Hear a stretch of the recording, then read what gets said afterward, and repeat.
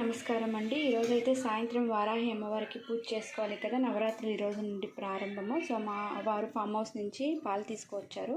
ఈరోజైతే ప్రసాదానికి నేను క్షీరాన్నం చేద్దాం అనుకుంటున్నానండి. అందుకనేసే ముందైతే ఇక్కడ సపరేట్ పాలు కాచుకోవడానికి ఒక గిన్నెలో పాలు కడగడానికి పెట్టాను. ఇక్కడ కూడా అంతేనే. ఇప్పుడైతే నేను సపరేట్గా పాలు తీసుకుంటున్నానండి. ముందైతే దీంట్లో కొంచెం పాలు వేసేసుకుంటాను.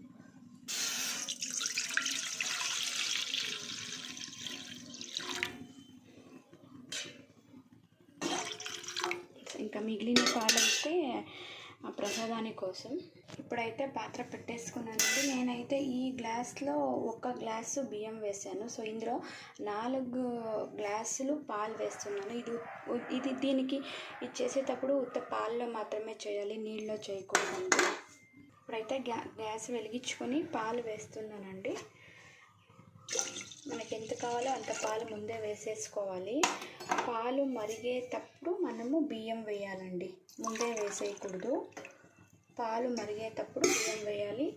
ఈ క్షీరాన్నం పాల్లోనే చేయాలండి.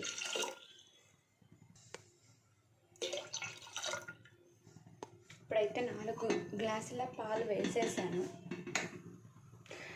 ఇది మరిగే వాళ్ళకి మనము బెల్లం రెడీ చేసి పెట్టుకున్నాము. ముందుగా అయితే ఏలక్కుల్ని మిక్సీలో వేసేసుకొని పొడి చేసుకుంటున్నానండి. ఏలక్కులు అయితే పొడి అయిపోయిందండి. ఇప్పుడైతే బెల్లం రెడీ చేసేసుకుందాము. ఇప్పుడైతే బెల్లాన్ని కూడా పొడి చేసేసుకొని పెట్టుకున్నాను. ఇప్పుడైతే స్టార్ట్ అవుతుందండి పాలు మరగడానికి.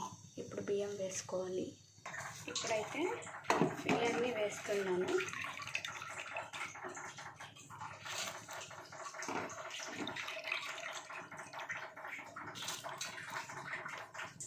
ఇప్పుడు చూడండి ఉడుకుతూ ఉంది. బియ్యం వేసాను కదా, ఉడుకుతూ ఉంది. మూత పెట్టేస్తాను.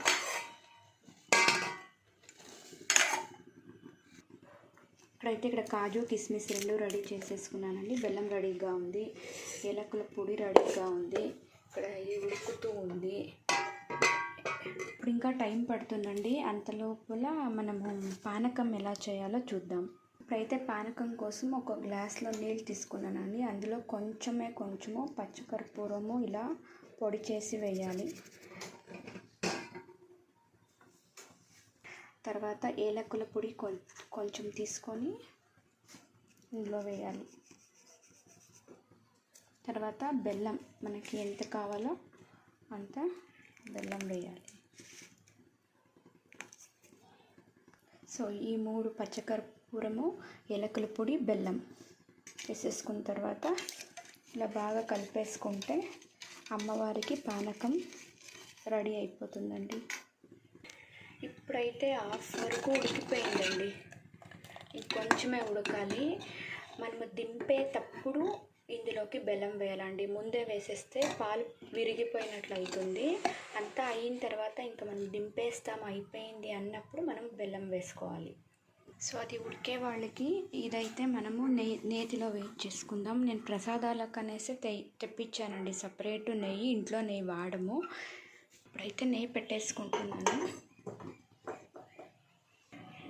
ఇప్పుడైతే ముందుగా కాజు వేసేసుకుంటాము.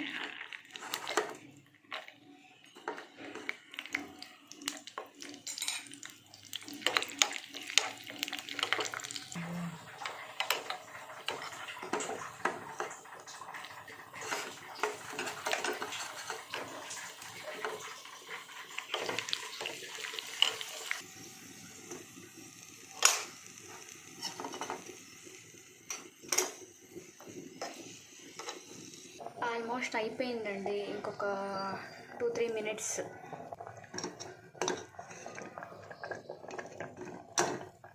సో ఇప్పుడైతే నేను బెల్లం వేస్తానండి. ఆల్మోస్ట్ అయిపోయింది. మనం బెల్లం చూసుకొని మనం వేసుకోవచ్చు ఎంత కావాలో. అంటే ఇప్పుడు టేస్ట్ చూసేదానికి అవ్వదు కదండి, ప్రసాదం కదా. ఎట్లున్న ప్రసాదం బాగుంటుందండి, టేస్ట్ వచ్చేస్తుంది.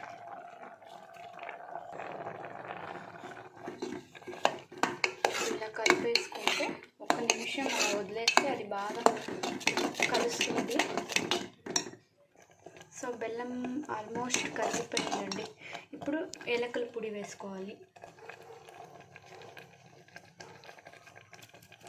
ఏలకుల పొడి వేయగానే మూత పెట్టేసుకుంటే ఫ్లేవర్ అలానే ఉంటుంది.